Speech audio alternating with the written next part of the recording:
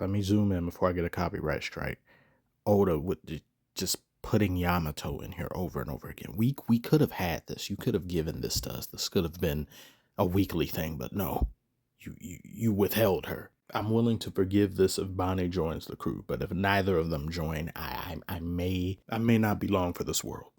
But anyway, in talking about the chapter, God Valley itself, I'm a tiny bit disappointed by. The flashback entire, I give that a 9 out of 10. It's not even finished yet. God Valley, the incident, 8 out of 10. Why an 8 out of 10? The Gods Nights. I may make a separate video about this. The Gods Nights, Frauds Nights, Jobbers Nights. One of them got blicked by Whitebeard trimming trees, not even aiming for this God Night. Still got blicked. The other Summers, he got knocked into a wall and then seemingly disappeared for a bit by Rayleigh. And then you've got Candyland Garling, who all he did this entire arc was get low diffed by a Xebec that wasn't even prioritizing him, more so thinking about his family. Yet he distinguished himself. Well, what does that mean, really? He only has feats against civilians, slaves, his wife, and last but no means least, a Xebec on 1 HP with red bar connection. We now have a color image for him, by the way. Hair color, solid. I love the hair color. Skin tone, I wish it was darker, but whatever. The threat the Gods Knights are supposed to represent just doesn't hit the way it should, in my opinion. They're a CP0 with regeneration. Remember once upon a time when CP0 was seen as a threat, only to not do anything and get killed off screen? CP0 all over again. And Garling, look at how they talking about him. Look how they doing him. He was an utter jobber in every way. His job was to make Xebec look better, as if that was even possible. But getting whooped on by Xebec, it's not really meant to be discouraging. Look at who's clapping said cheeks. It's like when Kid got whooped on by Shanks. It's not like a Scratchman or Pooh doing that to him. It'd be like, hey, that's a respectable ass whooping.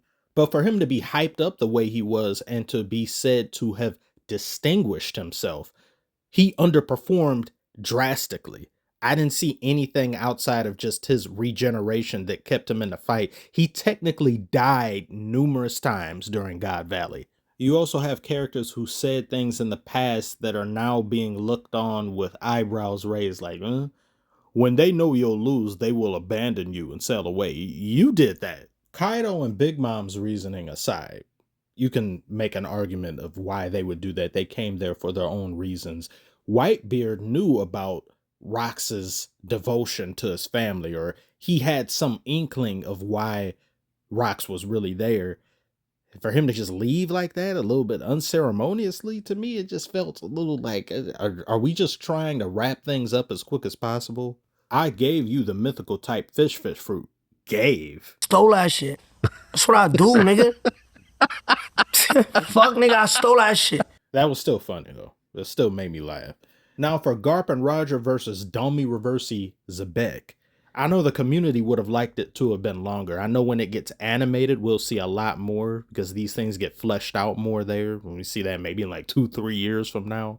But in all honesty, I was somewhat disappointed with Roger himself during God Valley. Because when you compare him to what we saw from Garp and what we saw from Xebec, you're like, well, you don't really measure up to what they showcased in terms of just like, oh, wow, both of them had moments where they flexed on their opponents, on whoever was trying to come after them or whoever got in their way. You had all three future Yonko running from Garp. You had Big Mom hit him with an attack and he was all like, that ain't nothing. You had Xebec over here fodderizing Garling. You had him do these other things. Roger didn't have that here. I would have liked to have seen that. I really thought Roger would have a massive flex moment. I thought he was going to have a hockey bloom like Morge said, but nope. Or perhaps we didn't need that because the island sinking just from this fight alone is the biggest display of hockey and biggest amount of damage we've ever seen in a battle. And just seeing them both fight alongside each other and Roger and Garp, it goes without saying who the top tiers are. Even narratively was stated, Roger, Garp, Xebec. I just would have liked to have seen it. I wanted a flex moment. The interactions between Garp and Sengoku in the aftermath of God Valley, I found that really good, complex even, very telling as to what type of relationship they have, including Sengoku's perception of the hierarchy of government, why he sticks around, because he's just one of these people like, look, there's been Marines and some other people, they get disappeared or vanished or assassinated. I mean, what can we really do except just go along with things?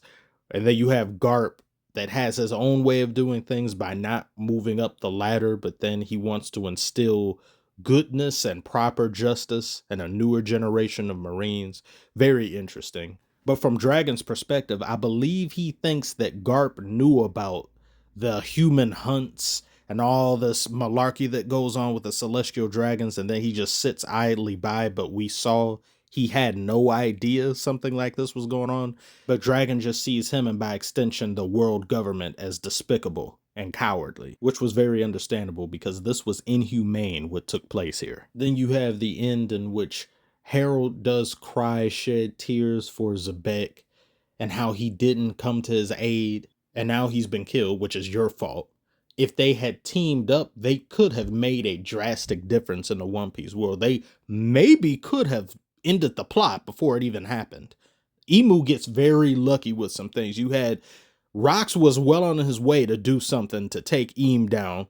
He puts a stop to that. Then you've got Roger, who he becomes sick. Maybe we'll get some background to that and say, well, maybe that wasn't just some virus or some sickness. Maybe that was something Eam did. But to see him rip his horns out of his head in complete and utter subjugation he's willing to put himself through to the world government, just despicable, pretty nasty. However, he's doing this for the sake of his people, and it reminds me of what Odin was doing. But the difference between that and now was that Odin was trying to protect everyone, where yes, Harold is also doing so, but Elbaf is untouched. It's just left to its own devices. It's not like it's in peril the same way Wano was. So he's just doing this out of his own misguided sense of self-righteousness. But I do understand why he's doing it. Because now he laments his not helping Xebec. And now that he's made that decision, he say, well, I'm just going to go see this completely through. Because what else is left for me? If I've come this far doing that one thing, I'm going to go the distance. Only to be turned into a shish kebab later. I shouldn't have made that reference. I'm getting hungry now. Seeing Shanks be found in a chest, to have that properly mangaed and not just left to a movie that you think, is this canon or isn't it, was cool. All in all, as I'm still thinking about it, I was compelled to maybe lower it to 7 out of 10, given some other things, but these are just my fresh thoughts. Currently, I'd say it's 8 out of 10.